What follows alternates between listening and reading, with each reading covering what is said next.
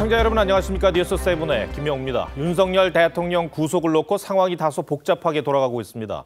법원이 어젯밤 윤 대통령에 대한 구속기간을 연장해달라는 검찰의 신청을 받아들이지 않았죠. 검찰은 곧바로 법원에 구속기간 연장 신청을 다시 냈습니다. 이 같은 상황이 벌어진 건 애당초 졸속으로 만들어진 공수처법이 문제라는 지적이 나오고 있습니다. 지금 이 시각 이 법원에서는 구속기간 연장 재심사가 이루어지고 있습니다. 먼저 법원으로 가보겠습니다. 조윤정 기자, 결과는 언제쯤 나올 것 같습니까? 네, 이르면 오늘 저녁쯤 나올 것으로 보이는데 윤 대통령 구속기간이 얼마 남지 않은 만큼 늦어도 내일 새벽엔 나올 것으로 보입니다. 서울중앙지방법원은 윤 대통령에 대한 구속기간 연장에 대한 재심사를 진행 중입니다. 앞서 지난 23일 공수처로부터 윤 대통령 사건을 송부받은 검찰 특별수사본부는 바로 구속기간 연장 신청을 서울중앙지법에 냈습니다. 하지만 어젯밤 10시쯤 중앙지법이 불허 결정을 내렸습니다. 공수처가 수사한 뒤 기소해달라고 검찰에 넘긴 사건에서 검찰이 추가적으로 수사를 계속할 이유가 없다는 게 불허 사유였습니다. 검찰 특수본은 4시간쯤 지난 오늘 새벽 2시에 구속기간 연장을 법원에 다시 신청했습니다. 오늘 재심사는 최민혜 형사 26단독 판사가 진행하고 있습니다. 어제 영장 불허 결정은 김석범 영장 전담 판사가 했는데 주말이어서 당직 법관이 심사를 맡게 됐습니다. 검찰 수사에도 차질이 불가피해졌죠?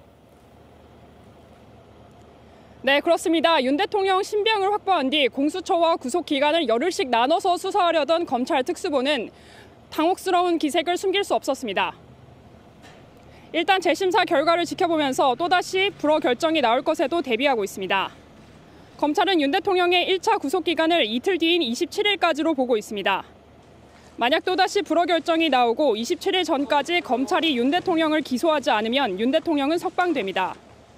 이 때문에 검찰 특수본도 윤 대통령에 대한 공소장을 준비하고 있는 것으로 전해졌습니다. 지금까지 서울중앙지법에서 TV조선 조윤정입니다.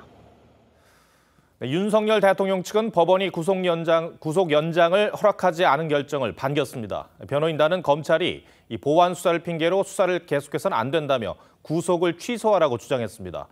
반면 검찰은 과거에도 공수처 사건을 보완 수사한 적이 있다며 구속 연장이 필요하다는 입장입니다.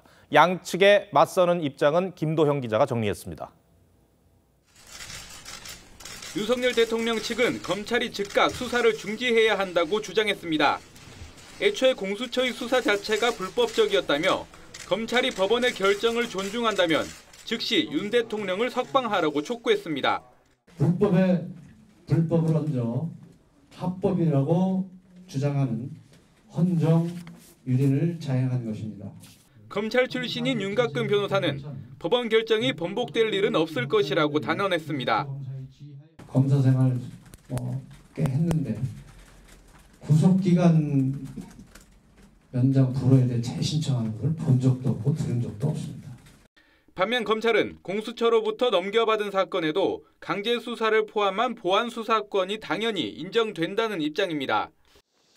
서울중앙지검은 2021년 9월 조희연 전 서울시 교육감 부당 채용 사건을 공수처로부터 송부받은 뒤 추가로 조 전 교육감을 소환 조사했었습니다. 이후 조 전 교육감은 대법원에서 유죄 확정 판결을 받았습니다. 2023년 9월에도 공수처가 넘긴 김석준 전 부산시 교육감 사건을 검찰이 추가로 압수수색해 혐의를 보강한 뒤 재판에 넘겼습니다. TV조선 김도영입니다.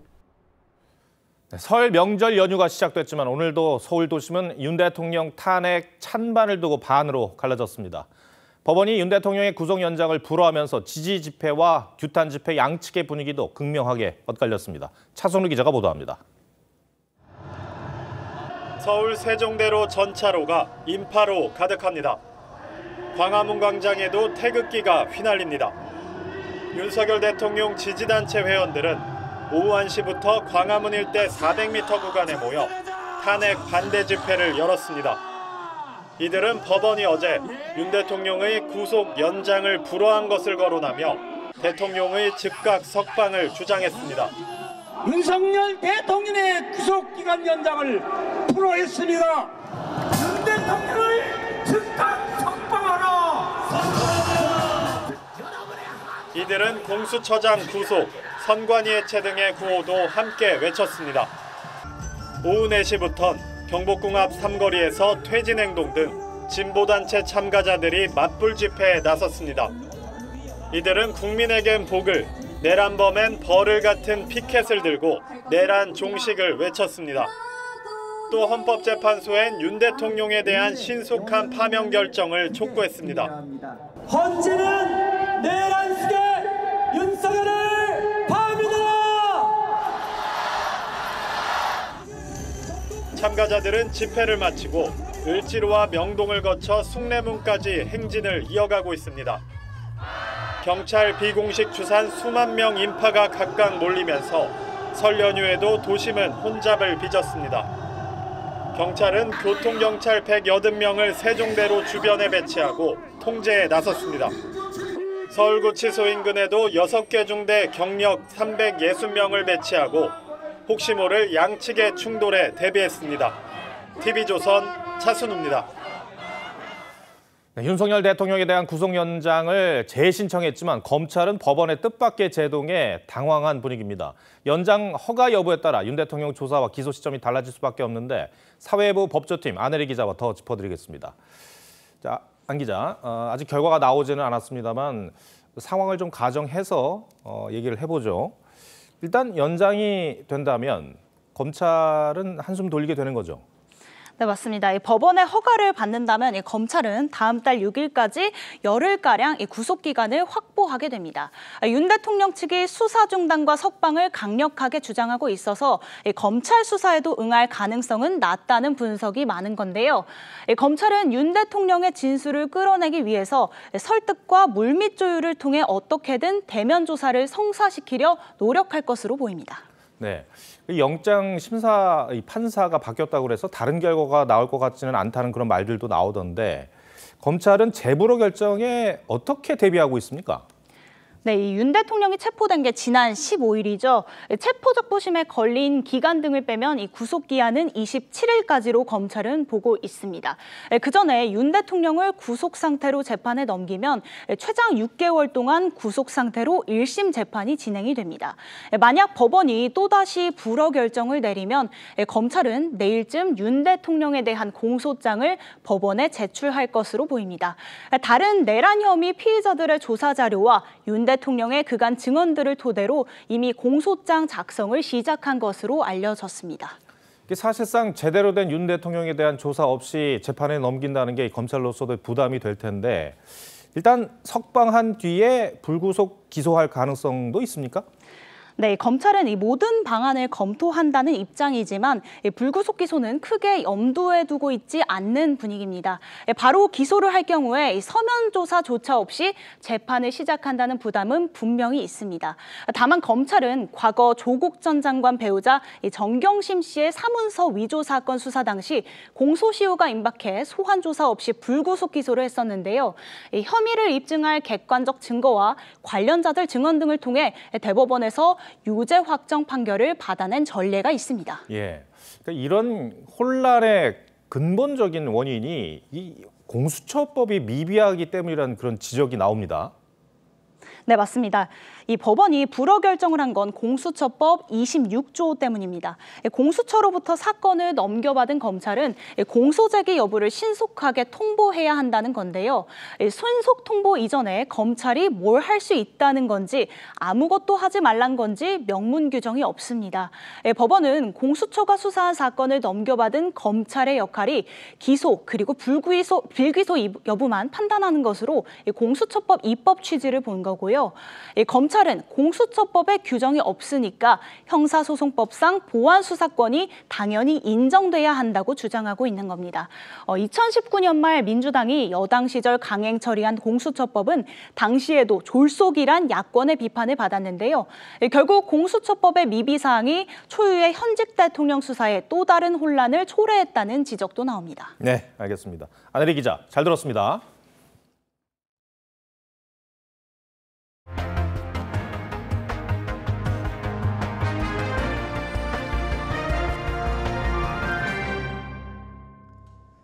법원의 구속기간 연장 불허에 대한 정치권 반응 알아봅니다.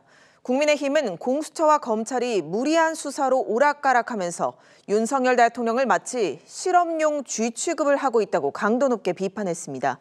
윤 대통령에 대한 즉각적인 석방과 불구속 기소도 주장했습니다. 먼저 여당 입장 이태희 기자가 보도합니다. 윤석열 대통령에 대한 검찰의 구속기한 연장 신청이 받아들여지지 않은 데 대해 국민의힘은 공수처 수사의 정당성 문제를 다시 지적했습니다. 법원이 구속 연장을 불허한 건 수사권에 대한 판단 결과라며 그동안 공수처 수사는 불법이란 대통령 측 입장에 힘을 실었습니다. 또 공수처가 지난 19일 발부받은 구속영장의 효력도 없어진 거라며 윤 대통령의 즉각적인 석방을 촉구했습니다. 그동안 공수처가 진행해온 황당무계한 일의 귀결입니다. 불법 체포된 대통령은 즉시 석방되어야 합니다. 국민의힘은 검찰의 대통령 구속 기소도 법리상 불가하다며 불구속 기소를 주장했습니다. 공수처가 직접 수사에 사실상 실패했으니 기소의 근거 역시 잃었단 겁니다. 이와 함께 윤 대통령의 보석 석방 가능성도 높은 걸로 보고 있습니다. 뭘 더 얻어내거나 뭘 밝혀낸 게 공수처가 있습니까? 기소가 불법한 것이 되면 그럼 검찰이 책임을 져야 되는 거예요. 당 중진들은 사법부의 무리한 수사와 절차를 지적하며 여론전을 이어갔습니다. 김기현 의원은 공수처와 법원, 검찰이 갈팡질팡하면서 대통령을 마치 실험용 쥐 취급을 하고 있다고 지적했고, 나경원 의원은 공수처의 무리한 수사와 영장 집행이 대한민국을 망신시켰다고 했습니다. TV조선 이태희입니다. 민주당은 윤석열 대통령의 내란죄 혐의 입증을 위한 증거는 이미 차고 넘친다며 검찰을 향해 1차 구속기한이 끝나기 전 조속히 윤 대통령을 구속기소하라고 촉구했습니다. 여당을 향해선 내란 옹호당이 국민을 속이고 있다고 비판했습니다. 이어서 야당 입장 전정원 기자가 전합니다.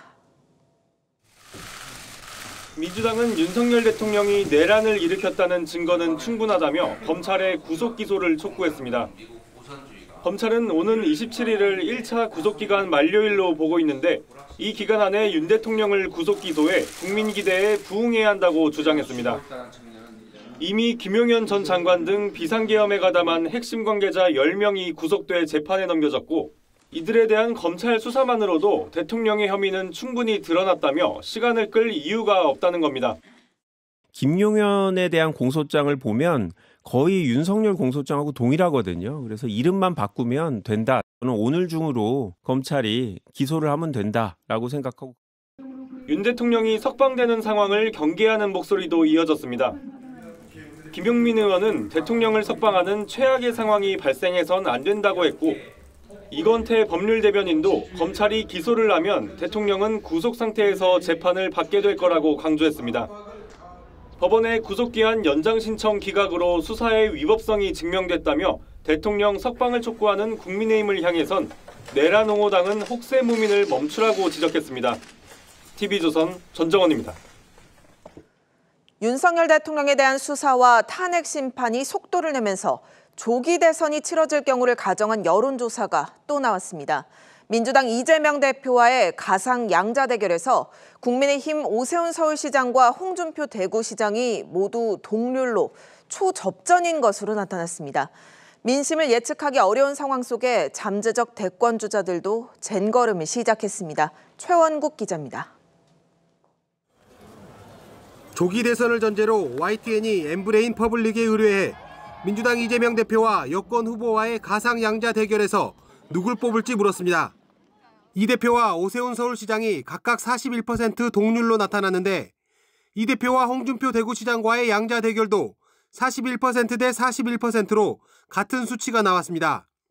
이 대표와 김문수 고용노동부 장관과의 양자 대결에선 42%, 38%였고 이 대표와 한동훈 전 대표는 39% 대 33%로 모두 오차 범위 내였습니다.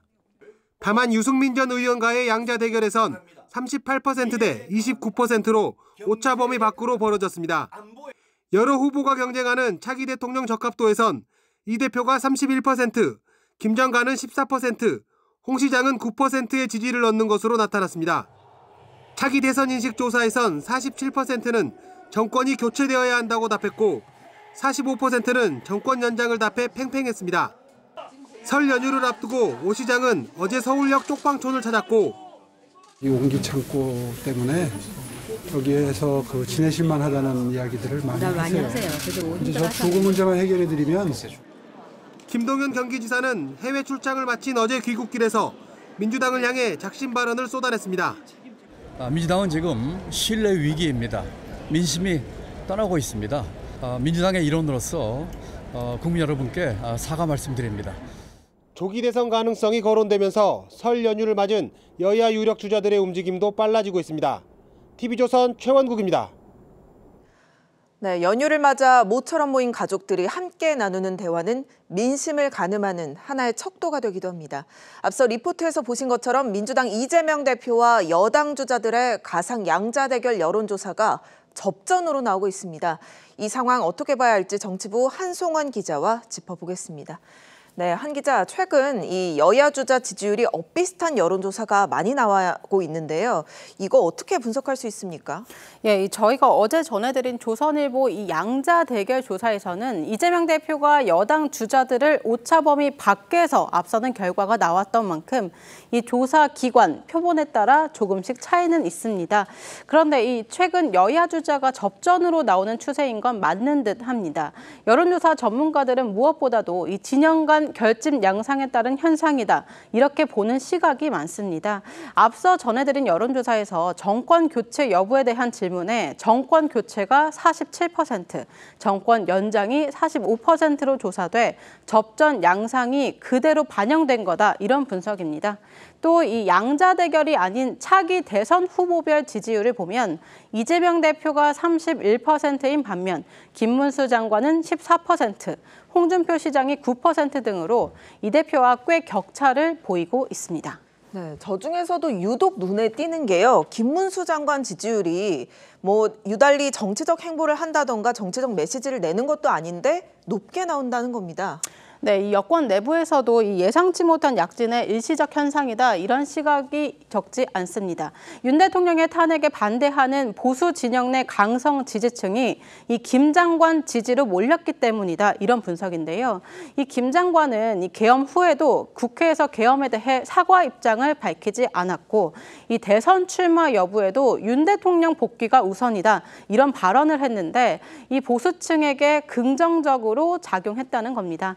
다만 이 여당에서는 이런 이 김문수 현상 좀 곤혹스러워하는 분위기도 있는데요. 이 중도층으로의 확장 가능성 측면에서는 경쟁력이 좀 떨어질 수 있다는 겁니다. 네, 여야를 불문하고 소위 잠룡들이 움직이는 흐름도 감지가 되는데 이런 여론조사와 무관치 않다고 볼 수 있겠죠?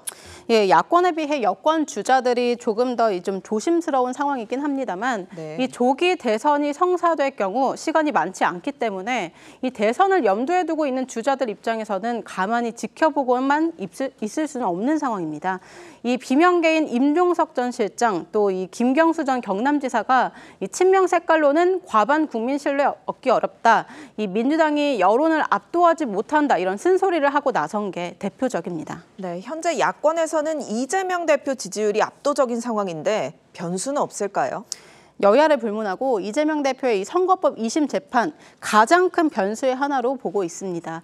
이르면 3월 중으로 2심 결과가 나올 것으로 보이는데 1심에서 피선거권 박탈형을 선고받은 만큼 2심 결과에 따라 민주당 내 이 야권 주자 지지율 역시 변동기를 거칠 가능성이 있습니다. 네, 어제 오늘 진행 중인 이 윤석열 대통령에 대한 구속 연장 문제는 지지율 흐름에 영향을 줄 수 있을까요? 예, 아무래도 법원이 다시 한번 이 불허 결정을 낸다면 여권에서는 즉시 석방을 요구하는 목소리가 커질 거고 연휴 기간에 또 한 번 이 지지층 결집의 변수로 작용할 수는 있습니다. 이 검찰이 기소할 경우에도 또 다른 여론 흐름도 나타날 수 있습니다. 지금은 조기 대선이 결정되지 않은 상황이기 때문에 여야 어느 쪽이든 후보 선택을 유보한 표심들이 많은 상황입니다. 윤 대통령이 탄핵 심판이 이 마무리되고 실제 대선이 확정될 경우 각 주자들의 민심은 다시 한번 조정기를 겪을 가능성이 큽니다. 네, 설 연휴 민심 흐름 어떻게 요동칠지 유심히 지켜봐야겠습니다. 한 기자 잘 들었습니다.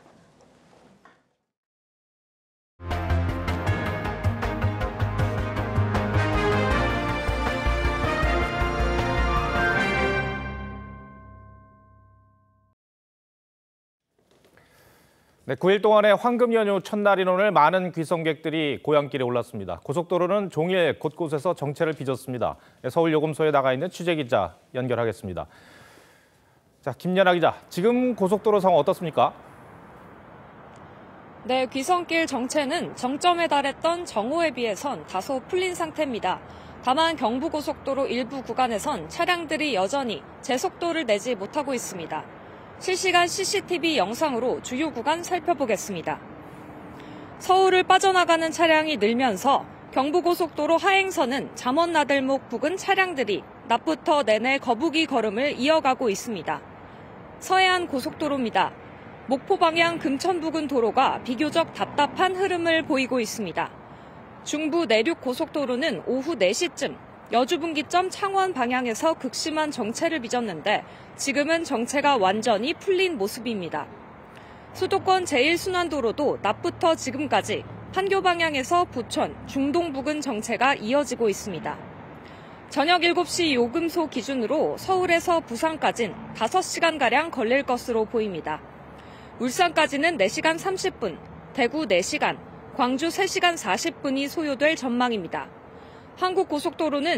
한국도로공사는 지금까지 수도권에서 지방으로 36만 대, 지방에서 수도권 방향으로 31만 대가 이동했다고 집계했습니다. 올해도 설 연휴 고속도로 통행료 면제가 실시됩니다. 다만 27일부터 30일까지로 오늘과 내일은 적용되지 않는다는 점 유의하셔야겠습니다. 지금까지 서울 요금소에서 TV조선 김예나입니다. 네, 설을 앞두고 시장은 모처럼 활기찼습니다. 차례상을 차리려고 시장을 방문하고 또 오랜만에 만나는 가족에게 선물할 음식을 고르는 사람들로 북적였습니다. 송민선 기자가 취재했습니다.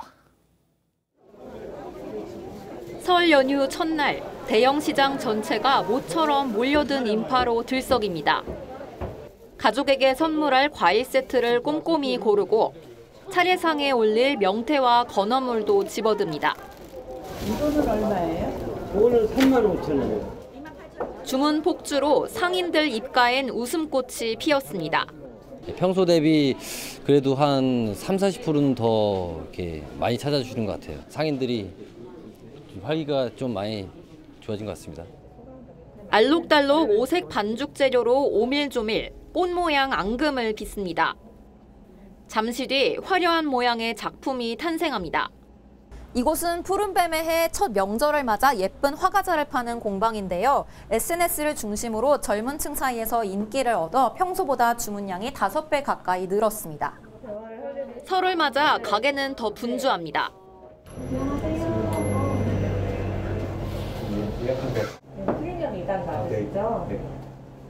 오랜만에 만나는 가족 친지들에게 이렇게 마음을 전합니다.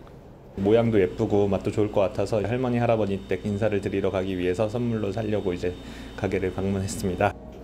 밀려드는 주문에 쉴 새가 없습니다. 그러다가 이제 설날 막바지 되니까 진짜 주문량이 너무 많아가지고 만들면 바로 나가버리고 사실 잠을 거의 한 2-3시간밖에 못 자고 계속 만들고 있어요. 행복하죠. 모처럼 찾아온 설 연휴 특수에 상인들은 잠시 잊었던 미소와 활기를 되찾았습니다. TV조선 송민선입니다. 고속도로가 막힐 때 버스 전용 차로나 갓길을 이용하는 얌체 운전자들이 있습니다. 설 연휴 기간 내내 경찰이 암행 순찰차까지 투입해 단속을 벌입니다. 일제 음주 단속도 벌입니다. 김동영 기자입니다. 버스 전용 차선을 달리는 승합차를 암행 순찰차가 경적을 울리며 따라붙습니다. 암행 순찰차를 따라 승합차가 갓길로 이동합니다.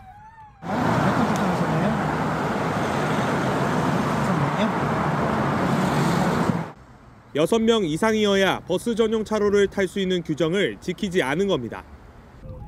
버스 전용 차로를 달리다 적발된 또 다른 승합차, 단 2명만 타고 있었습니다. 오늘 하루 경기 남부청에서 적발한 얌체 운전만 13건. 경찰은 전국 고속도로에서 연휴 내내 단속을 벌입니다. 암행 순찰차를 배치해서 버스 전용차로 얌체 운전자에 대해서 단속을 하고 헬기 및 드론 순찰을 통해 안전한 고속도로가 되도록. 공원 화단에 자동차 파편이 널브러져 있고 돌로 만든 시설물은 무너져 내렸습니다. 오늘 새벽 많지 않은 20대 운전자가 몰던 승용차가 가로등을 들이받고 공원으로 돌진한 겁니다. 운전자분이 피가 좀 둥글게 흐른 상태로 이렇게 누워서 정신 못 차리고 계셨고 약간 술 취해 보여가지고. 운전자는 당시 경찰을 피해 달아나고 있었습니다. 차를 비틀거리고 음주운전 갖다 신고한다 이렇게 돼 있죠. 뒤에서 경찰차가 추적하니까 속도가 도망가려니까 안 빠르겠습니까? 어젯밤 대전에서도 만취한 운전자가 몰던 승용차가 택시를 들이받아 2명이 다쳤습니다. 경찰은 연휴 기간 내내 고속도로 진출입로와 관광지, 유흥가는 물론 공원묘지 주변에서 음주 단속도 벌일 계획입니다. TV조선 김동영입니다. 캄보디아에서 40대 한국인 남성이 현재 20대 여성을 숨지게 한 혐의로 경찰에 붙잡혔습니다. 이 남성은 캄보디아에서 사업을 하는 것으로 알려졌는데 범행 동기는 아직 정확히 알려지지 않았습니다. 변재영 기자가 보도합니다. 양손에 수갑을 찬 한 남성의 양팔을 경찰들이 붙잡고 경찰서로 들어섭니다. 캄보디아의 수도 푸놈펜에서 43살 한국인 남성 A씨가 경찰에 붙잡힌 건 현지 시간 18일 오후입니다. 푸놈펜의 한 호텔 객실에서 24살 캄보디아인 여성을 숨지게 한 혐의입니다. A씨는 전날 새벽 3시쯤 캄보디아인 여성과 함께 호텔로 들어왔다가 오전 11시쯤 호텔에서 혼자 빠져나가는 모습이 CCTV에 찍혔습니다. 이후 호텔 청소부가 객실에 들어갔다가 침대 밑에서 여성의 시신을 발견하고 경찰에 신고한 것으로 알려졌습니다. 다음 날 경찰은 A씨를 체포하고 정확한 범행 동기와 사건 경위를 조사하고 있습니다. A씨는 현지에서 사업을 하는 것으로 알려졌습니다.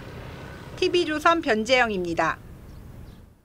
제주 항공 참사 여객기 양쪽 엔진 모두에서 가창오리의 깃털과 혈흔이 발견됐습니다.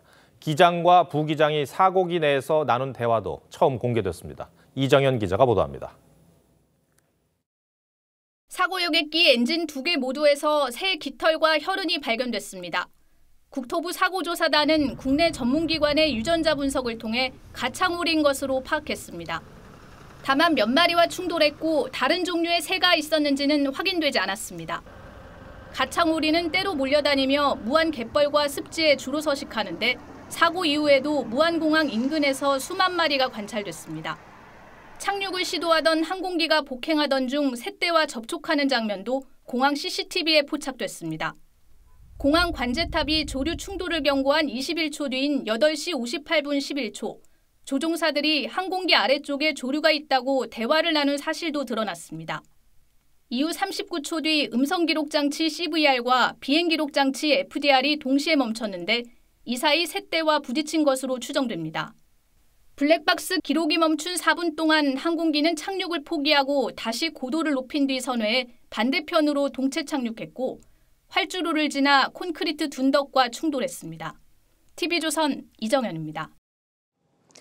소중한 가족을 만나러 가는 길, 고속도로가 혼잡할 때면 들르는 곳이 바로 휴게소죠. 그런데 휴게소에서 단순히 식사를 하며 쉬는 게 아니라 재미와 건강, 추억까지 챙길 수 있는 곳들이 있다고 합니다. 김달호 기자가 소개합니다. 높이 15m 트리타워에 오른 뒤 미끄럼틀을 타고 순식간에 내려옵니다. 흔들흔들 구름다리를 살금살금 걸으며 스릴도 느낍니다. 어린이들이 신나게 뛰어노는 이곳은 일반 놀이공원과는 달리 위치가 색다릅니다.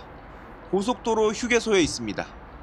연휴 첫날 가족 단위 귀성객들이 테마파크에서 시간을 보내며 장거리 운전에 지친 몸과 마음을 재충전하고 있습니다. 저도 마침 운전 오래 하느라고 좀 많이 피곤했었는데 그래도 한 30-40분씩은 여기서 여유롭게 놀고 갈 수 있어서 굉장히 좋은 것 같습니다. 경기 안성휴게소에는 병원이 있습니다. 감기나 멀미 등의 진료뿐 아니라 심전도와 초음파 검사도 가능합니다.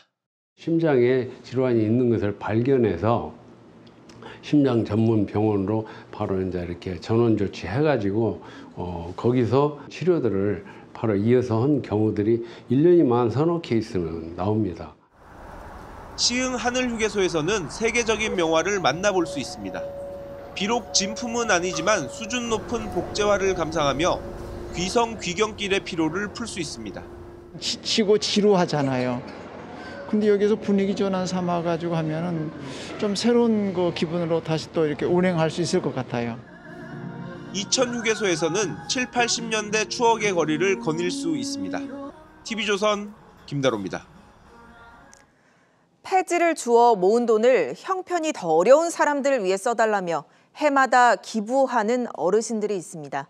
명절이면 유독 더 소외감을 느낄 주변의 이웃들을 생각한 건데요. 나눔에 있어 크고 작음은 없다는 말을 몸소 보여주고 있는 어르신들을 강석 기자가 만났습니다. 빈 수레를 이끌고 골목길로 들어가는 어르신. 쌓여있는 폐지를 수레에 담기를 몇 번. 키만큼 폐지가 쌓입니다. 하루 종일 수거한 폐지는 100kg 남짓, 4,000원 정도를 손에 줍니다. 힘들지. 조금 어릴 때 100원씩만 가도 괜찮아요. 근데 너무 떨어졌어 지금. 종이 가방을 만드는 지자체의 공동작업장. 80대 어르신은 한 달에 20일 정도 일하면서 번 돈으로 생활비를 해결합니다.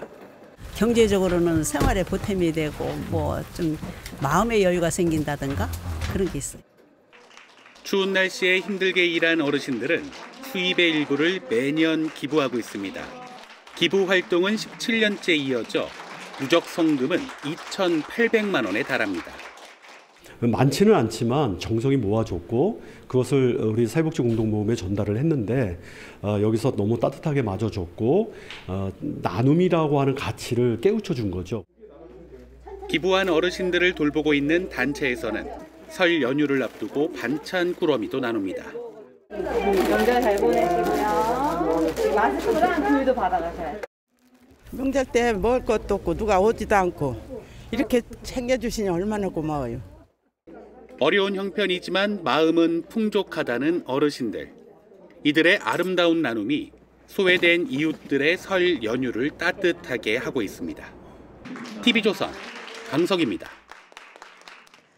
설 연휴 특수를 맞은 유통업계는 일제히 대규모 할인 행사에 들어갔습니다. 소고기와 과일 등 각종 먹거리는 물론이고 청소기와 같은 선물용 가전제품들도 반값에 판매하며 소비 심리 끌어올리기에 나섰습니다. 주재용 기자입니다. 대형마트 정육 매대가 사람들로 북적입니다. 설 연휴를 맞아 갈비찜용 소고기 등을 최대 반값 할인한다는 소식에 시민들이 몰린 겁니다. 서량 딸기와 부사 사과 등도 20%가량 할인에 들어가면서 과일 매대도 장 보러 온 사람들로 종일 붐볐습니다. 요즘 물가가 많이 올라가지고 장 볼 때마다 좀 많이 걱정했는데 설 연휴 맞아서 할인이 좀 많이 되더라고요. 조금 마음이 부담감이 없어지긴 했어요. 설 연휴 반값 할인에 들어간 건 가전 양판점도 마찬가지. 청소기와 전기 밥솥 등 설 연휴 선물로 인기 많은 제품들을 최대 50% 할인하며 소비자 끌어모으기에 나섰습니다. 새학기 맞아가지고 뭐 가전제품이나 명절에 이런 거 좀 비싼 거 선물할 일이 많은데 할인을 많이 해주니까 좀 그나마 좀 도움이 되는 것 같아요. 유통업계가 설 연휴에 대규모 할인에 나선 건 최장 9일이라는 황금 연휴를 통해 침체된 소비 심리를 되살리려는 포석으로 풀이됩니다. 고객들을 일단 불러 모아야만 고객들이 소비를 하기 때문에 대규모 할인 행사나 이벤트를 통해서 이렇게 실적 개선을 위해 노력하고 있다. 혼란스러운 전국, 지난해 연말 대목을 놓친 유통업계가 설 연휴 특수를 잡기 위해 안간힘을 쓰고 있습니다. TV조선 주재용입니다. 요즘 현금 쓰는 분들 많지 않으시죠? 카드나 온라인 송금이 그만큼 편리하기 때문인데요.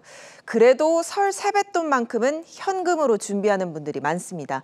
한국은행이 설 연휴를 앞두고 5조 원이 넘는 현찰을 시중에 풀었는데 길어진 연휴에 맞춰 공급액도 더 늘었습니다. 윤서아 기자가 취재했습니다. 설 연휴 첫날, 은행을 찾아 손자, 손녀들에게 줄 세뱃돈을 찾으려는 어르신들의 발길이 이어집니다.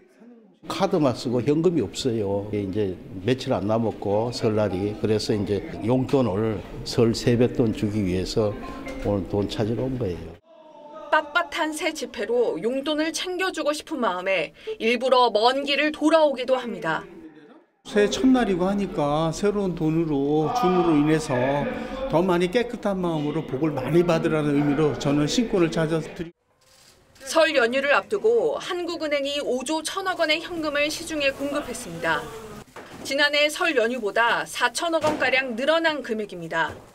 최대 9일까지 쉴 수 있는 황금 연휴를 맞아 현금 수요가 늘어난 영향입니다. 명절에 기본적으로 소비를 이루어지는 부분이 있을 거고요. 이제 연휴가 길어지면서 추가적인 소비가 일어나지 않을까 그렇게 생각을 하고. 정치 불확실성이 커지면서 지난해 4분기 0.1%에 머무는 등 얼어붙은 경기에 도움이 될 거란 기대도 나옵니다. TV조선 윤서입니다. 네, 미국 트럼프 대통령이 취임 뒤 첫 언론 인터뷰에서 북한 김정은 위원장과의 대화 의지를 밝혔죠. 이런 상황에서 트럼프의 최측근 인사가 북한과의 협상을 위해 한미연합훈련 중단도 가능하다는 발언을 했습니다. 우크라이나 전쟁 종식 논의와 맞물리며 이 북한군의 러시아 파병 문제도 논의 테이블에 올라갈 것 같습니다. 이정민 기자가 보도합니다. 취임하자마자 북한과의 정상 외교 가능성을 시사한 트럼프 대통령. He happens to be a smart guy. Kim Jong-un is a smart guy. You'll reach out to him again. I will. 트럼프 최측근인 프레드 플라이츠 미 정책연구소 부소장도 트럼프 대통령이 김정은을 진지하게 받아들인다며 북한과 협상이 가능하다면 한미 연합훈련 중단도 고려할 만하다고 말했습니다. 실제 2018년 싱가포르 북미 정상회담 때 트럼프는 한미 훈련을 중단시킨 바 있습니다. 러시아와 우크라이나 전쟁의 조기 종식을 공언해온 트럼프 2기 행정부는 북한과 러시아 파병 문제를 논의할 가능성이 있다는 관측입니다. This is a different environment now. We've got, the relationship between North Korea and Russia having developed significantly in ways that are not in the interests of the West. 러시아도 우크라이나 전쟁과 관련해 미국과 대화 의사를 밝혔습니다. Реалии сегодняшнего дня поговорить спокойно по всем тем направлениям, которые представляют интерес как для США, так и для России. Мы готовы. 우크라이나는 자국이 포함되지 않은 전쟁 종식 논의는 있을 수 없는 일이라며 반발했습니다. TV조선 이정민입니다. 트럼프 대통령은 김정은 위원장과의 친분을 강조하며 북한이 해안가에 엄청난 콘도 역량을 갖고 있다고 말하기도 했습니다. 이곳은 북한 강원도 원산의 갈마지구인데 이 북한은 갈마지구 개발이 끝났다면서 관광객을 모집하기 시작했습니다. 원산 갈마 관광이 실제 미북 간의 교류로 이어질지 이채연 기자가 보도합니다. I think you'll be happy to see him coming back. I think he has tremendous condo capability. He's got a lot of shoreline. 트럼프 대통령이 취임 직후 거론한 북한 해안가는 강원도 원산시의 갈마 해안지구입니다. 김정은은 지난달 말 10여 년간의 개발이 마무리됐다며 딸 주애와 이곳을 방문하기도 했습니다. 세상 사람들이 부러워할 만큼 관광 자원을 가지고 있으며 관광업 발전에서 필수적인 정치적 안정과 러시아의 한 여행사는 오는 7월 이곳을 찾을 관광객 모집에 나섰는데 러시아 외무부는 국제사회에 이를 공식 확인까지 했습니다. 가격은 항공료와 숙박, 비자 발급까지 모두 포함해 우리 돈 250만 원 정도인데 고려 항공편으로 블라디보스토크에서 평양으로 이동한 뒤 다시 갈마행 항공기로 갈아타는 7박 8일 일정입니다. 하지만 유엔 대북 제재에 벌크 캐시, 대량의 현금 유입을 금지하는 조항이 있어 대규모 관광객 유치가 실제 성사될지는 미지수입니다. 비핵화 통해서 국제사회 유엔 안보리 대북 제재가 해제돼야 원산 갈마지구도 관광지로서 제 역할을 합니다. 북한이 트럼프의 언급에 화답을 하지 않고 있는 데 대해 러시아 관광객만으로도 독자적 관광지 운영이 가능하다는 자신감을 내비친 거란 해석도 나옵니다. TV조선 이채연입니다. 연휴 첫날 여자 프로배구에선 1위 흥국생명이 2위 현대건설을 완파했습니다. 배구 여제 김연경 선수가 양팀 통들어 최다 득점을 기록하며 완벽한 승리의 선봉장에 섰습니다. 이다솜 기자입니다. 리그 1, 2위를 달리고 있는 두 팀의 맞대결이었지만 경기는 흥국생명이 지배했습니다.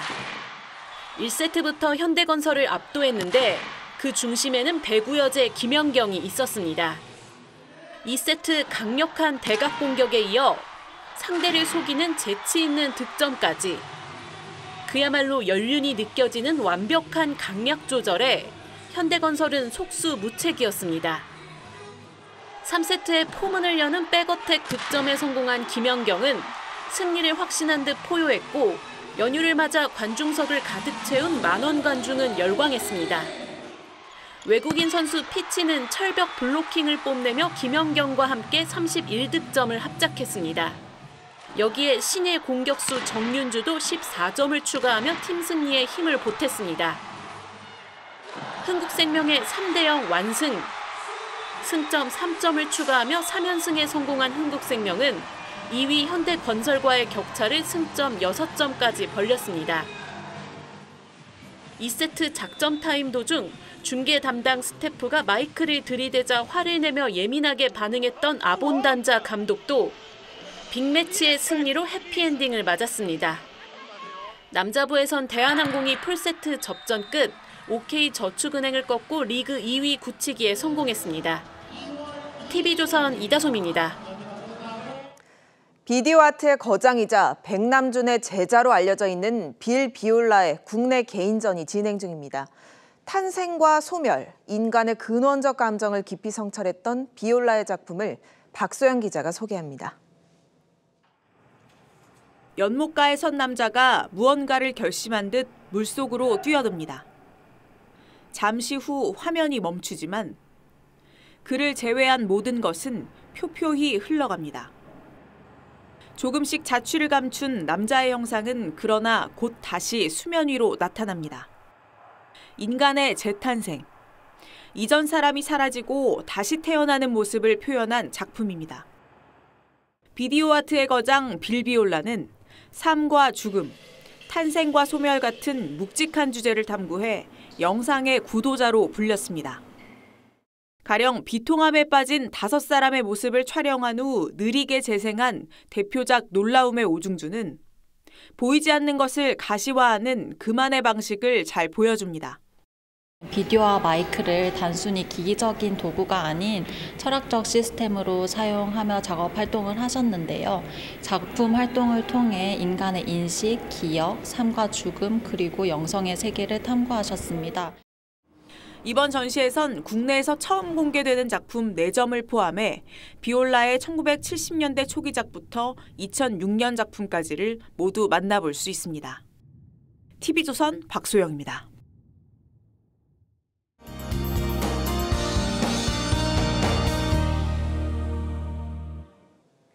설 연휴 첫날 대부분 지역에서 맑고 온화한 날씨가 이어졌습니다. 동해안을 중심으로는 내일 새벽까지 1에서 5cm의 눈이 추가로 더 내리겠습니다. 내일도 하늘에 구름만 지나겠고 큰 추위 없겠습니다. 하지만 월요일부터 날씨가 급변하겠는데요. 월요일과 화요일 전국에 눈비가 내리겠고 중부와 남부 내륙에는 최대 15cm 이상의 폭설이 예상됩니다. 이후 찬 공기가 내려와 기온도 떨어지겠는데요. 연휴 마지막 날인 목요일에는 서울의 아침 기온이 영하 7도까지 떨어지겠습니다. 내일 아침 기온은 오늘과 비슷하겠습니다. 서울 0도, 대전 영하 2도로 시작하겠고요. 내일 낮에는 서울이 7도, 청주와 대전 8도, 대구 9도로 오늘보다 낮겠지만 예년 기온보다 높겠습니다. 날씨였습니다. 1월 25일 토요일 뉴스7 마치겠습니다. 시청해주셔서 고맙습니다.